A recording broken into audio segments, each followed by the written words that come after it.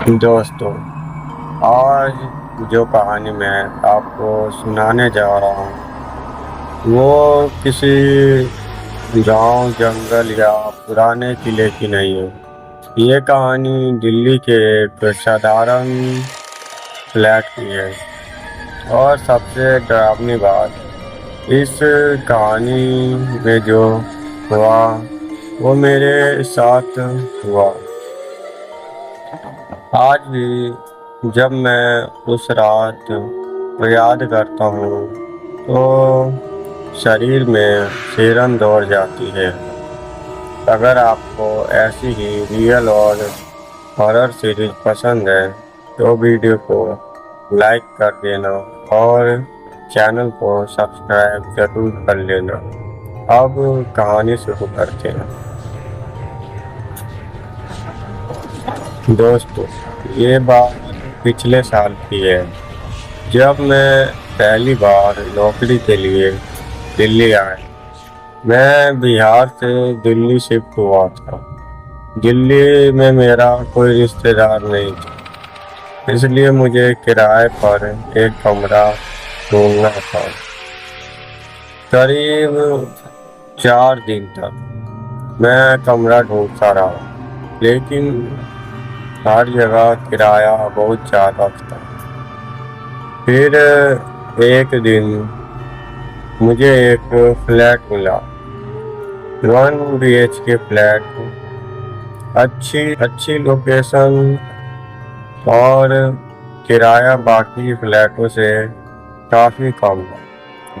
सच बताऊं, मुझे खुद यकीन नहीं हो रहा था। मैंने मकान मालिक से पूछा, इतना सस्ता क्यों? वो बस मुस्कुराया और बोला, अगर पसंद है तो ले लो। मुझे कमरा चाहिए था। मैंने ज़्यादा सवाल नहीं पूछा और अगले दिन शिफ्ट हो गया। शुरुआत के 10 दिन बिल्कुल सामान्य रहे। सुबह ऑफिस जाता था, शाम को लौटता था, खाना बनाता और सो जाता। लेकिन 11वें दिन करीब रात 3 बजे मेरी अचानक आँख खुल गई। पता नहीं क्यों, लेकिन ऐसा लगा जैसे घर में कोई और भी मौजूद है। पहले तो मैंने ध्यान नहीं दिया, लेकिन तभी खैर किसी चीज के घिसकने की आवाज आई। मैं बिस्तर पर से उठकर बैठ गया।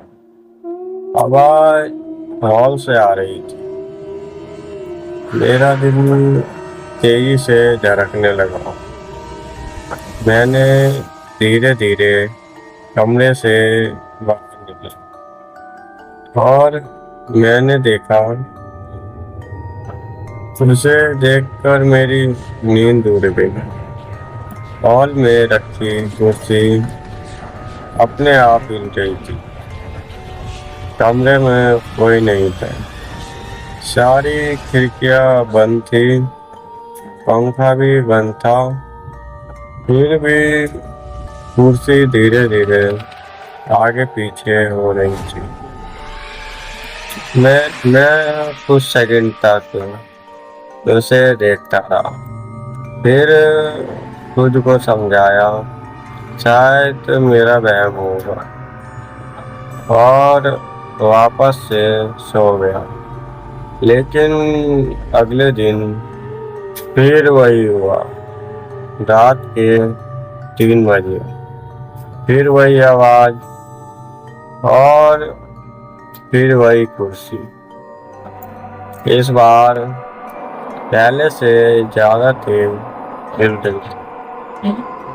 अब मैं सच में डरने लगा। अगले दिन मैंने पड़ोस वाली अंकल से बात की। मेरी पूरी बात सुनने के बाद मेरे चेहरे का रंग बदल गया। उन्होंने मुझसे पूछा, क्या वह कुर्सी रात 3 बजे हिलती है? मेरे पैरों तले जमीन खिसक गई। मैंने कहा, आपको कैसे पता? उन्होंने गहरी सांस ली और बोले, क्योंकि मेरे साथ भी ऐसा हो चुका है। मेरी हालत खराब होने लगी। उन्होंने बताया कि मुझसे पहले भी कई किराएदार वहाँ रह चुके थे, लेकिन कोई ज़्यादा दिन टिका नहीं। सभी ने एक जैसी शिकायत। रात 3 बजे कुर्सी अपने आप हिलती है और कुछ दिनों बाद घर में कदमों की आवाज़ आने लगती है। मैंने उनकी बात पर विश्वास नहीं किया, लेकिन सिर्फ 2 दिन बाद मुझे कदमों की आवाज़ सुनाई दी। धीरे धीरे धीरे, जैसे कोई नंगे पांव हॉल में चल रहा है। अब मैं हर रात डर के सोता था। 15वें दिन मैंने फैसला किया कि सच्चाई पता करनी है। मैंने अपना मोबाइल हॉल में रिकॉर्डिंग पर लगा दिया और खुद कमरे में जाकर सो गया। सुबह उठते ही सबसे पहले वीडियो खोला। शुरुआत में सब सामान्य, लेकिन ठीक 3:06 कुर्सी अपने आप हिलने लगा। मेरा गला सूख गया। फिर 3:09 कुछ ऐसा दिखा जिसे देखकर मेरे हाथ कांपने लगे।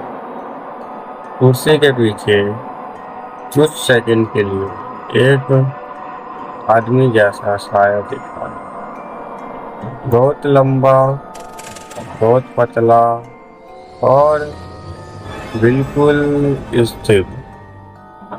फिर अचानक वीडियो बंद हो गई। बैटरी 80% थी, फिर भी रिकॉर्डिंग रुक गई थी। उस दिन पहली बार मुझे लगा कि कुछ तो गड़बड़ है। मैं उसी शाम मकान मालिक को फोन किया। पहले तो मैं बात टालता रहा, लेकिन जब मैं जोर दिया तो उसने एक बात बताई।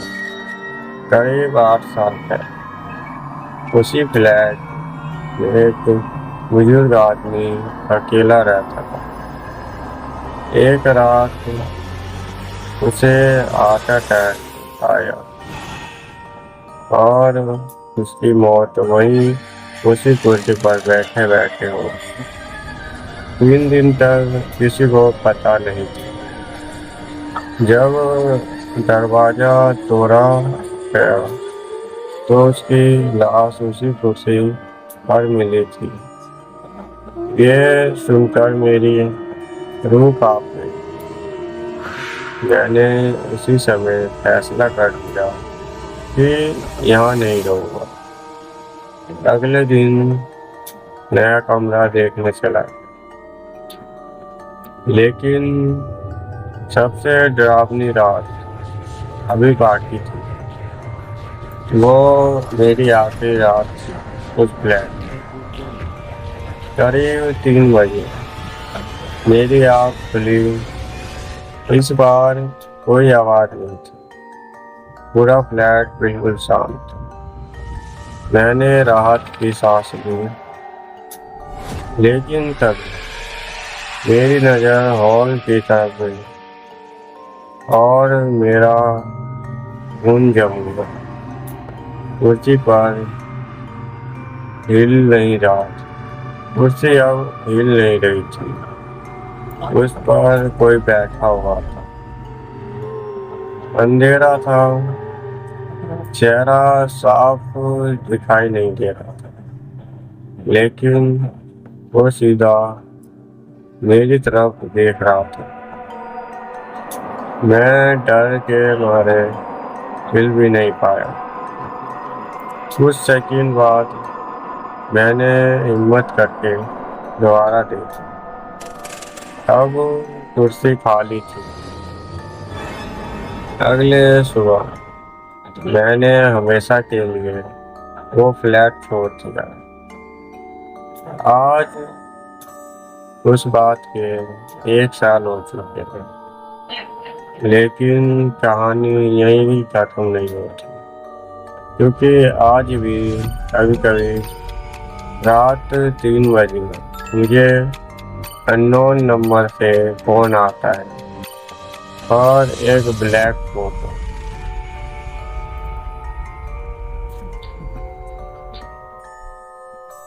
और जब उस फोटो की ब्राइटनेस बढ़ाता हूँ तो उसमें वही पुरानी कुर्सी दिखाई देती और उस पर कोई बैठा हुआ होता है जो कैमरे की तरफ देख रहा हो। तो दोस्तों, अगर आपको ये कहानी पसंद आई हो तो वीडियो को लाइक और चैनल को सब्सक्राइब जरूर करें। और डरावनी कहानी में आपके लिए लेकर आता रहूँगा।